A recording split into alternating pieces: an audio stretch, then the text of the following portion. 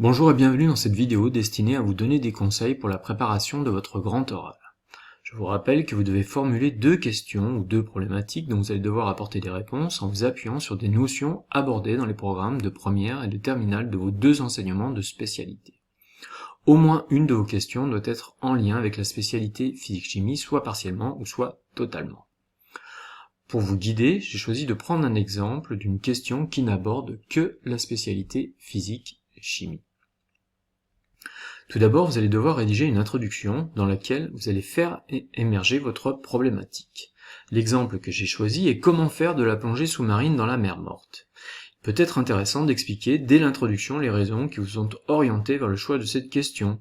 Exemple, vous faites de la plongée, vous voulez devenir océanographe, une partie du programme de physique-chimie qui traite des fluides vous a plus intéressé, etc. N'hésitez pas à parler de vous, de vos goûts, de votre expérience afin de bien sensibiliser le jury. Il est conseillé également d'expliquer votre démarche qui a permis de faire évoluer votre problématique vers une question plus précise, plus appliquée à une situation concrète, parce qu'il faut éviter les questions trop générales et abstraites qui mènent seulement à une énumération ou compilation d'informations. Bien évidemment, il va falloir annoncer votre plan qui s'appuie sur des questions que vous êtes posées pour répondre à votre problématique. Par exemple, je me suis demandé quelles étaient les conditions de flottabilité en plongée, en quoi la mer morte est-elle si différente des autres mers ou océans en matière de flottabilité. Pour bien comprendre, j'ai voulu modéliser le cas d'un plongeur et vérifier le modèle à l'aide d'une expérience, si bien que la problématique que j'ai conservée est la suivante. Pour faire de la plongée, un plongeur doit être lesté. Quelle masse un plongeur de 87 kg doit-il porter pour une plongée dans la mer morte par rapport à une plongée dans la mer Méditerranée? Grand 1, conditions de flottabilité en plongée. Pour faire de la plongée, il faut pouvoir se déplacer librement dans l'eau. Cela signifie que les forces qui s'appliquent sur le plongeur doivent se compenser. Deux forces s'appliquent sur le plongeur, son poids et la poussée d'Archimède exercée par le fluide environnant. La poussée d'Archimède est verticale et orientée vers le haut, alors que le poids est vertical et orienté vers le bas. La valeur de la poussée d'Archimède est égale au poids de l'eau qui a été déplacée. Le plongeur étant totalement immergé, son volume est égal au volume d'eau déplacé, et on peut montrer facilement que pour que le plongeur soit entre deux eaux, sa masse volumique doit être égale à celle du fluide environnant. Cette expérience a été réalisée en classe de seconde avec de l'huile dans un mélange bien précis d'eau et d'alcool, et montre que l'huile ne remonte pas à la surface ou ne tombe pas au fond du bécher car elle a même masse volumique ou même densité que le fluide environnant. Donc pensez à bien utiliser votre cours, vos connaissances pour répondre aux questions que vous vous posez. Vous pouvez utiliser des outils tels que ChatGPT pour tester des hypothèses, vous guider dans vos réflexions, mais faites attention aux erreurs et ne faites pas non plus rédiger l'intégralité de votre grand oral par l'intelligence artificielle. Cela doit rester un travail personnel. Plus vous le travaillerez, plus vous vous l'approprierez et serez à l'aise le jour de la présentation. Pour ma réflexion, j'ai voulu tester une hypothèse, c'est-à-dire j'ai voulu savoir quelle était la masse volumique d'un plongeur avec son équipement. ChatGPT m'a répondu 0,9 kg par litre, ce qui semble assez cohérent avec le fait que le plongeur flotte généralement à la surface de l'eau s'il ne s'ajoute pas de masse supplémentaire. Pour la suite, je suis tombé sur un document trouvé sur un site internet de plongée qui indiquait comment calculer la masse qu'un plongeur doit se rajouter en fonction de la masse volumique de l'eau qui est liée à la salinité de l'eau. Bien qu'il y ait une confusion entre masse et poids dans le document, il explique bien comment calculer le lestage en eau salée. Donc pensez également à noter vos sources car on peut vous les demander le jour de l'oral. Dans le deuxième paragraphe, je me suis demandé pourquoi la mer morte avait la réputation d'être une mer où l'on flotte particulièrement bien, et j'ai voulu la comparer à la mer Méditerranée. J'ai fait des recherches sur la mer morte, sur sa géographie, son nom, pourquoi parle-t-on de mer morte, est-ce dangereux de s'y baigner à cause de sa très forte salinité, pourquoi cette mer est-elle aussi salée. Pensez que parmi les deux membres du jury, il y en a un qui n'est pas enseignant en physique-chimie, et donc pensez à anticiper les questions que l'on peut vous poser.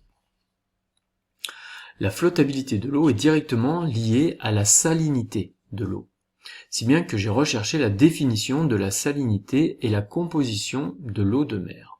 Normalement, la salinité s'exprime en grammes de sel dissous par kilogramme d'eau de mer et se mesure en unité pratique de salinité ou UPS à l'aide d'un conductimètre, mais pour simplifier notre étude, on peut exprimer la concentration en masse de sel dissous dans l'eau de mer. Dans la mer Méditerranée, elle est de 38 grammes par litre, alors que dans la mer Morte, elle est de 275 grammes par litre.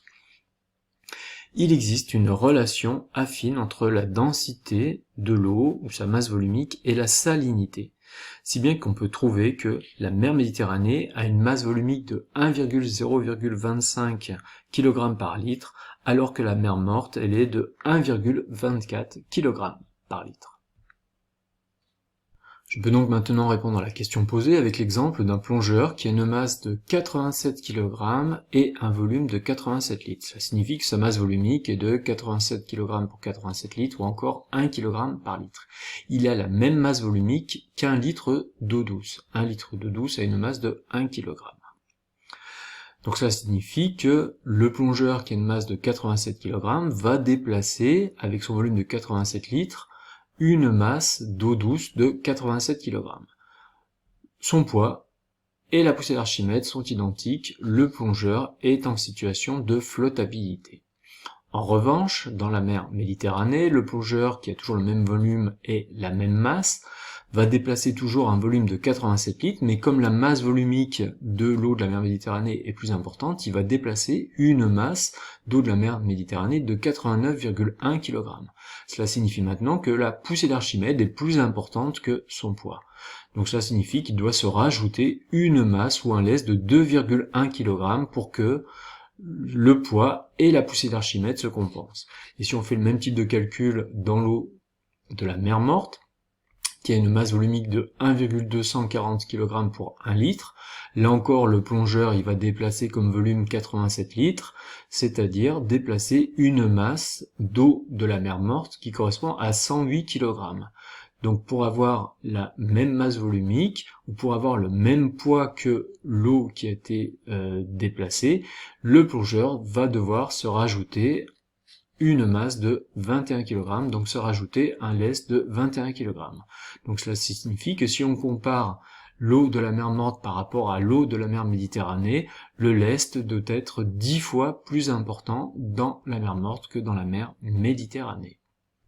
N'oubliez pas que vous pouvez présenter au jury un support, et cela peut être un schéma, un diagramme, etc., que vous pouvez préparer pendant les 20 minutes qui précèdent votre présentation. Donc j'ai voulu ensuite vérifier les résultats théoriques à l'aide d'une expérience. Pour cela, j'ai utilisé un bécher de volume 87 ml, c'est-à-dire avec un volume qui est 1000 fois plus petit que celui du plongeur. C'est d'ailleurs pour ça que j'avais choisi un plongeur de 87 litres et avec une masse de 87 kg. Donc c'était en rapport avec mon expérience. Et ensuite, j'ai recherché à partir de quelle masse le bécher allait commencer à couler dans l'eau douce. Et là, j'ai trouvé que dans l'eau douce, donc j'ai versé de l'eau au goutte à goutte dans le bécher, et j'ai trouvé qu'à partir d'une masse de 87 grammes, le bécher commençait à couler. J'ai renouvelé cette expérience, mais dans des eaux de salinité différentes, c'est-à-dire avec des eaux qui avaient des salinités proches de celles de la mer Méditerranée et celles qui étaient proches de la mer Morte, et j'ai trouvé qu'il fallait 89 grammes pour que le bécher commence à couler dans l'eau de la mer Méditerranée, alors que dans la mer Morte, il fallait une masse de 101 grammes. Donc des résultats assez proches, assez conformes à ceux que j'avais calculés, mais avec une échelle qui était 1000 fois plus importante. Donc n'oubliez pas que pratiquer une démarche expérimentale est conseillé, mais pas obligatoire. Donc pour la conclusion, il faut apporter une réponse à la problématique en exerçant une analyse critique des résultats et de la méthode employée. Pensez à finir par une ouverture, une anecdote, afin de laisser une impression positive.